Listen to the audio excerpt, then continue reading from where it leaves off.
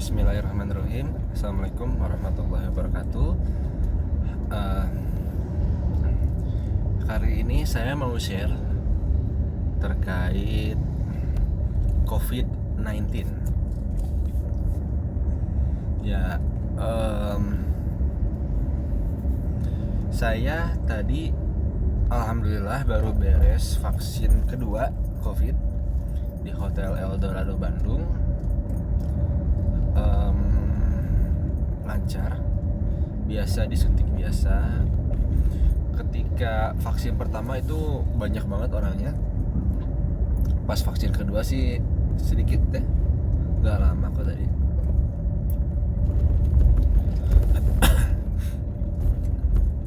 Untuk efeknya, pas vaksin pertama itu efeknya ngantuk luar biasa. Itu tuh lagi bulan puasa ya, di vaksinnya lagi bulan puasa. Terus efeknya ngantuk luar biasa, bahkan sampai saya naik motor pun melipir lu ke pinggir, ngantuk banget, nggak kuat, bahaya banget soalnya. Sesudah itu saya langsung ke tukang cukur, sudah divaksin, saya tidur. Tibra banget, pules banget pas dicukur tuh, sampai si abang cukurnya heran, ngantuk pisan ya. Ya kayak gitulah nanyanya kira-kira. Terus saya jawab, iya Kang, habis divaksin ngantuk pisan. Oh iya, beneran ngantuk banget. Dan sudah itu di rumah pun tidur. Ngantuk banget. Nah, untuk efek vaksin kedua ini sih nggak kerasa ngantuk ya, tapi kerasa lapar banget. Nah,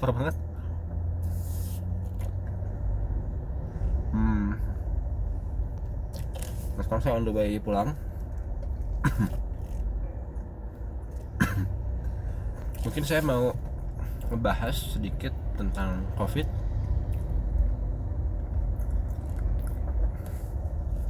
Mungkin nanti tujuan saya itu tidak hanya untuk viewer yang nonton sekarang ya. Mungkin kalau platform YouTube masih ada 10 atau 20 tahun yang akan datang, pas lihat channel saya, oh dulu ada COVID ya, oh ini ya, maksudnya sharing-sharing aja ya, siapa tahu. Khususnya sih buat anak saya nanti udah gede, pas saya masih ada atau enggak, bisa ngelihat nih bapaknya punya channel. Ya kayak gitu deh. Jadi gini, untuk YouTube, untuk COVID. Jadi awalnya gini, biasanya setiap 100 tahun sekali biasanya selalu ada wabah yang menewaskan atau menghabiskan beberapa ribu korban gitu. Hampir setiap 100 tahun sekali. Entah itu adalah murni perbuatan alam, dalam tanda kutip perbuatan alam. Nah, ini mungkin untuk menyeimbangkan ekosistem juga mungkin ya. Ketika populasi semakin berkembang, makin banyak, alam menyeimbangkan diri dengan mengeluarkan wabah mungkin. Jadi beberapa orang pun harus jadi korban begitu.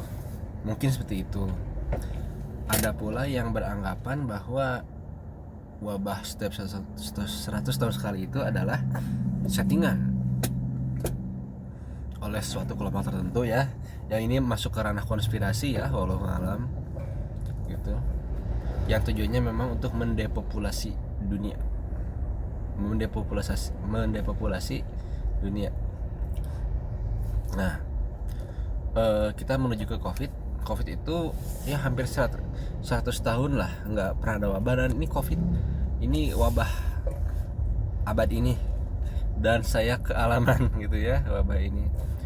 Awalnya sih katanya virus ini dari Cina, dari apa ya, kota apa Cina tuh, Guangzhou apa ya, aduh takut salah, lupa pokoknya daerah Cina lah. Menyebar katanya sih dari hewan ke manusia terus dan sebagainya. Ada pula versi yang bilang dari lab virusnya bocor, dan beberapa hewan percobaan, salah satunya adalah kelelawar, itu kabur, akhirnya menyebarluaskan virus COVID ini. Jadi ada banyak konspirasi deh dalam asal-usul COVID ini. Ada yang bilang COVID itu sebetulnya senjata biologis yang sedang dikembangkan dan kecolongan sehingga akhirnya mendunia. Ada yang bilang ini mah alami dari hewan, dari dari kelelawar dan sebagainya. Walau alam ya.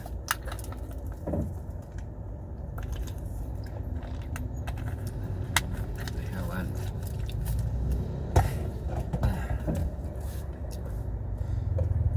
Kita nggak tahu sebetulnya itu kayak gimana, walau alam lah ya. Awal-awal munculnya COVID itu pemerintah tuh saya lihat ya secara objektif itu kurang aware, masih membolehkan turis masuk dan sebagainya.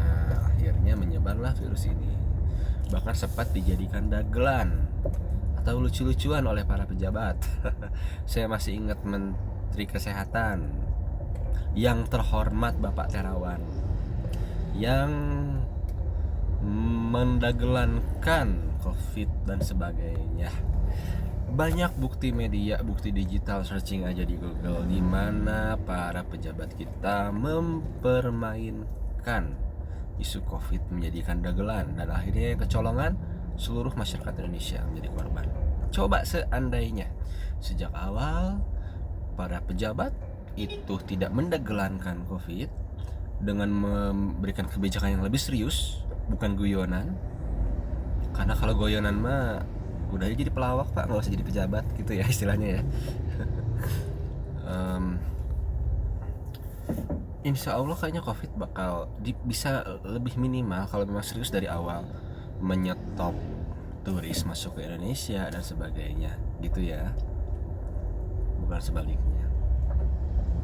Ya disclaimer aja ya, sorry to say sebelumnya, yang namanya pejabat publik ya sangat wajar kalau dikritik dan harus mau menerima kritikan karena dia adalah pejabat publik, bukan pelawak.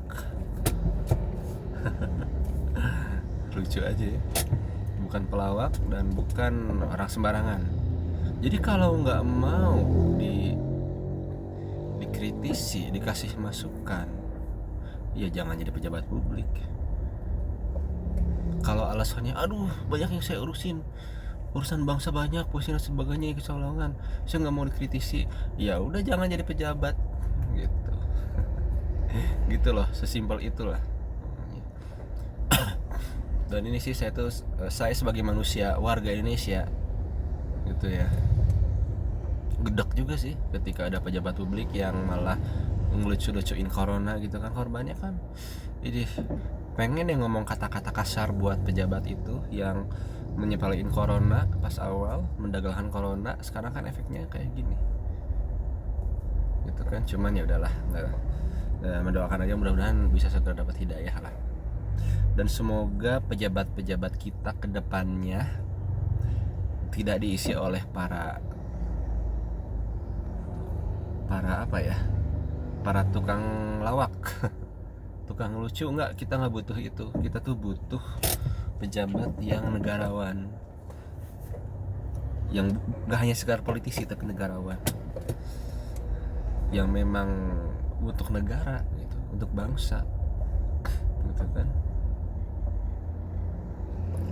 Mudah-mudahan kedepannya pejabat Indonesia tidak selawak inilah.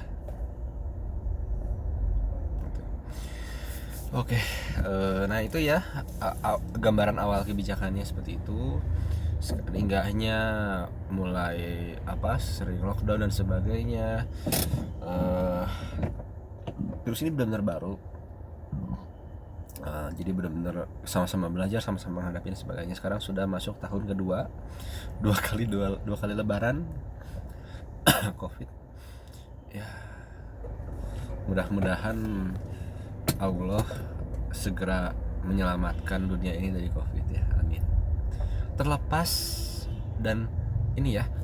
dari COVID itu adalah alami atau buatan manusia, walau alam, tapi yang jelas COVID itu adalah berbahaya. Jangan serta-merta kita nggak peduli sama COVID itu buatan manusia, COVID dan sebagainya, tapi berbahaya bro, gitu. Berbahaya. Intinya apa? Intinya bukan kepada buatan siapa COVID itu, tapi intinya adalah efeknya sangat berbahaya. Sangat berbahaya. Sudah banyak tetangga meninggal saya di Sukabumi karena COVID. Karena COVID itu kan menyerang, yang berbahaya itu adalah menyerang orang yang mempunyai riwayat penyakit dalam tubuhnya. Karena COVID itu bahaya banget, bisa sampai meninggal. Itu kebanyakan yang punya kolesterol, punya darah tinggi dan sebagainya, komplikasi wah parah banget. Nah ini maksudnya sangat berbahaya ya. Keluarga terdekat saya itu banyak yang kena gitu ya. Sangat berbahaya. Intinya sih ya terlepas dari ini buatan manusia atau alami, COVID itu berbahaya dan waspadalah. Assalamualaikum warahmatullahi wabarakatuh.